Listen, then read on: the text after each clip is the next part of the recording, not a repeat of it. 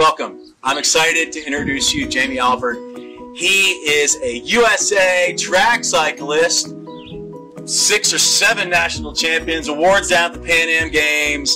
He has come here graciously to spend time with your children and help them understand competitive sports, diet, nutrition, training methods, and just how to be a good person in life. And we thank you, Jamie, for coming and spending this time with us.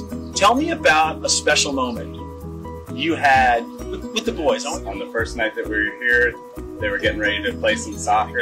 There were a bunch of kids that were up on his hillside. Every single one of them was just present and engaging with each other, supporting their fellow campers out. Nobody looked bored. Everybody was smiling. Everybody was just being present. Not a cell phone in sight. An absolutely beautiful thing to see.